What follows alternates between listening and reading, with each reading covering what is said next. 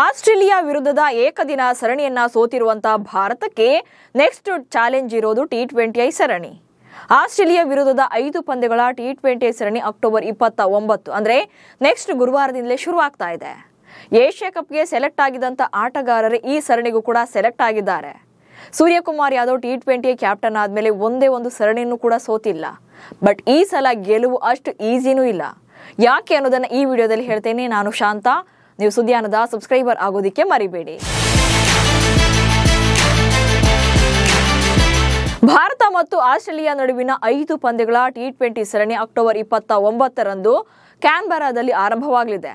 ಸೂರ್ಯಕುಮಾರ್ ಯಾದವ್ ಕ್ಯಾಪ್ಟನ್ಸಿಯಲ್ಲಿ ಸರಣಿ ನಡೆಯಲಿದ್ದು October 29, October 31, November 2, November 6 ಹಾಗೆ ನವೆಂಬರ್ 8ರಂದು ಟೋಟಲ್ ಆಗಿ 5 ಪಂದ್ಯಗಳು ಫಿಕ್ಸ್ ಆಗಿವೆ. 2026ರ ಟಿ20 ವಿಶ್ವಕಪ್ಗೂ ಮುನ್ನ ಈ ಸರಣಿ ಭಾರತಕ್ಕೆ ತುಂಬಾನೇ ಇಂಪಾರ್ಟೆಂಟ್ ಆಗುತ್ತೆ. ಏಷ್ಯಾ ಕಪ್ನಲ್ಲಿ ಅಜೇಯವಾಗಿ ಚಾಂಪಿಯನ್ ಆಗಿರುವಂತಹ ಭಾರತಕ್ಕೆ ಆಸ್ಟ್ರೇಲಿಯಾ ವಿರುದ್ಧದ ಸರಣಿ ಗೆಲ್ಲೋದು ಸುಲಭದ ಮಾತಲ್ಲ. ಅದರಲ್ಲೂ ನಾಯಕ ಸೂರ್ಯಕುಮಾರ್ ಯಾದವ್ಗೆ ಇದು ಬಿಗ್ ಚಾಲೆಂಜ್ ಆಗಲಿದೆ. ಆಸ್ಟ್ರೇಲಿಯಾದಲ್ಲಿ ಕ್ಯಾಪ್ಟನ್ ಆಗಿ ಸೂರ್ಯನಿಗೆ ಮೊದಲ ಸರಣಿ. 2024ರ ಟಿ20 ವಿಶ್ವಕಪ್ ಆದ್ಮೇಲೆ ರೋಹಿತ್ ಶರ್ಮಾ ಚುಟುಕು ಮಾದರಿಗೆ ಗುಡ್ ಬೈ ಹೇಳಿದ್ರು. ಈ ವೇಳೆ ಸೂರ್ಯಕುಮಾರ್ ಯಾದವ್ಗೆ ನಾಯಕತ್ವವನ್ನು ನೀಡಲಾಗಿತ್ತು. ಅಲ್ಲಿಂದ ಈಚೆಗೆ ಸೂರ್ಯಕುಮಾರ್ ಕ್ಯಾಪ್ಟನ್ಸಿಯಲ್ಲಿ ಭಾರತ 29 ಪಂದ್ಯಗಳನ್ನಾಡಿದೆ. ಇದರಲ್ಲಿ 25 ಪಂದ್ಯಗಳನ್ನ ಗೆದ್ದಿದೆ. 4 ಪಂದ್ಯಗಳನ್ನಷ್ಟೇ ಸೋಲನ್ನ ಕಂಡಿದೆ. 86.21ರ ಗೆಲುವಿನ ಪರ್ಸೆಂಟೇಜ್ ಇದೆ. ಸೂರ್ಯಕುಮಾರ್ ಯಾದವ್ ಕ್ಯಾಪ್ಟನ್ಸಿಯಲ್ಲಿ ಮೊದಲಿಗೆ ಭಾರತ ಶ್ರೀಲಂಕಾ ವಿರುದ್ಧ 3 ಪಂದ್ಯಗಳ ಸರಣಿಯನ್ನಾಡಿದ್ದು 3ಕ್ಕೆ 3ರಲ್ಲೂ ಗೆದ್ದು ಸರಣಿಯನ್ನ ಕೈವಶ ಮಾಡಿಕೊಂಡಿತ್ತು. ಆ ಬಳಿಕ ಬಾಂಗ್ಲಾ ವಿರುದ್ಧ 3ಕ್ಕೆ 3 ಪಂದ್ಯಗಳನ್ನ ಗೆದ್ದುಕೊಂಡಿತ್ತು. ಅಂಡ್ ದೆನ್ ಸೌತ್ ಆಫ್ರಿಕಾ ವಿರುದ್ಧ 4 ಪಂದ್ಯಗಳ ಸರಣಿಯಲ್ಲಿ 3 ಮ್ಯಾಚ್ಗಳನ್ನ ವಿನ್ ಆಗಿತ್ತು. ಹಾಗೆ ಇದೇ ವರ್ಷದ ಆರಂಭದಲ್ಲಿ ಇಂಗ್ಲೆಂಡ್ ವಿರುದ್ಧ ನಡೆದಿದ್ದಂತ 5 ಪಂದ್ಯಗಳ ಟಿ20 ಸರಣಿಯಲ್ಲಿ 4 ಪಂದ್ಯಗಳನ್ನ ಗೆದ್ದು ಸರಣಿಯನ್ನ ಕೈವಶ ಮಾಡಿಕೊಂಡಿತ್ತು.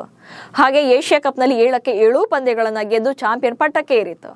ಬಟ್ ಕ್ಯಾಪ್ಟನ್ ಆದ್ಮೇಲೆ ಭಾರತ ಆಸ್ಟ್ರೇಲಿಯಾ ವಿರುದ್ಧ ಒಂದೇ ಒಂದು ಟಿ20 ಪಂದ್ಯವನ್ನ ಆಡಿಲ್ಲ. ಅಂದ್ರೆ ಸೂರ್ಯ ಕ್ಯಾಪ್ಟನ್ ಆದ್ಮೇಲೆ. ಅದು ಅಲ್ಲದೆ ಸೂರ್ಯನಿಗೂ ಕೂಡ ಇದು ನಾಯಕನಾಗಿ ಮೊದಲ ಆಸ್ಟ್ರೇಲಿಯಾ ಪ್ರವಾಸ.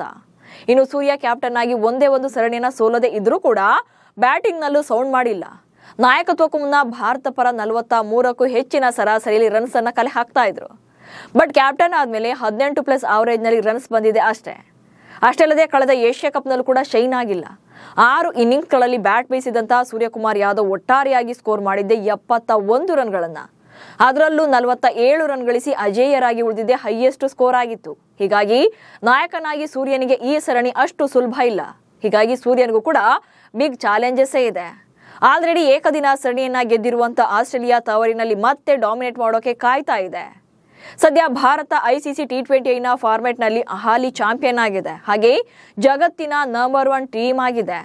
ಕಳೆದ 16 ತಿಂಗಳಲ್ಲಿ ಒಂದೇ ಒಂದು ಸರಣಿಯನ್ನ ಸೋತಿಲ್ಲ. ಜೊತೆಗೆ ಬ್ಯಾಕ್ ಟು ಬ್ಯಾಕ್ 2 ಮ್ಯಾಚ್ಗಳನ್ನು ಕೂಡ ಕಳ್ಕೊಂಡಿಲ್ಲ. ಬಟ್ ಆಸ್ಟ್ರೇಲಿಯಾ ಸರಣಿಯೇ ಭಾರತಕ್ಕೆ ಅಗ್ನಿ ಪರೀಕ್ಷೆಯಾಗುತ್ತೆ. ಏಕದಿನ ಮಾದರಿಯ ಸೋಲಿನ ಸೇಡನ್ನ ಟಿ20ನಲ್ಲಿ ತೀರಿಸಿಕೊಳ್ಳಲೇಬೇಕಿದೆ. ಏಷ್ಯಾ ಕಪ್ನ ಚಾಂಪಿಯನ್ಗಳು ಕಾಂಗರೂ ನಾಡಿನಲ್ಲಿ ಹೇಗೆ ಪರ್ಫಾರ್ಮ್ ಮಾಡ್ತಾರೆ ಅನ್ನೋದನ್ನ ಕಾದು ನೋಡಬೇಕು. ನಿಮ್ಮ ಪ್ರಕಾರ ಭಾರತ ಆಸ್ಟ್ರೇಲಿಯಾ ವಿರುದ್ಧದ ಟಿ20 ಸರಣಿಯನ್ನ ಗೆಲ್ಲುತ್ತಾ ಅಥವಾ ಏನೆಲ್ಲ ಸವಾಲುಗಳನ್ನು ಎದುರಾಗಬಹುದು? ಈ ಬಗ್ಗೆ ಕಮೆಂಟ್ಸ್ ಮೂಲಕ ತಿಳಿಸಿ. ಹಾಗೆ ಸುದ್ದಿಯನ್ನ ಫಾಲೋ ಮಾಡಿ. ನಮಸ್ಕಾರ.